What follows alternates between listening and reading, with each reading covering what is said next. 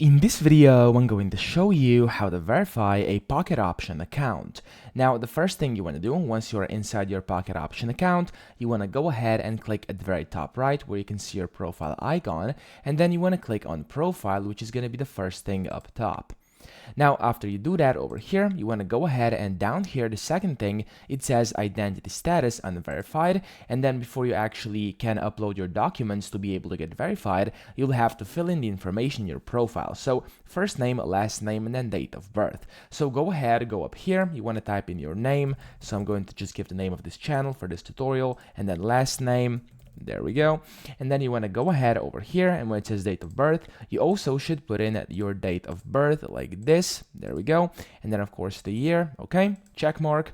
And then there we go. So as you can see, the next thing that's going to happen is actually to select it, you'll have to basically select your country. So you want to go ahead, choose your country over here. So we're going to do United Kingdom over here, confirm. And then there we go. What you're going to have to do is then you want to select what you want as a document type. So it's going to be local ID.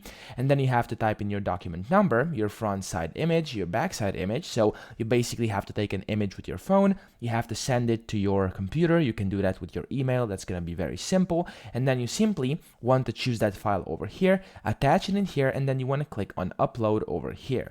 Now, after you do that, you'll be able to, of course, get verified after they review your documents and everything you put in here. Okay, so here, as you can see, they also have some additional requirements. It has to be at least 6 months remaining validity period, high resolution uncropped scan or photo. Of course, those are all the important things. And then you can go ahead and see the examples over here. You can click on that. And then this is essentially what they want to see after you do it, okay? So that's pretty much it. I hope this video helped you out. If it did, please subscribe to the channel and help me out as well.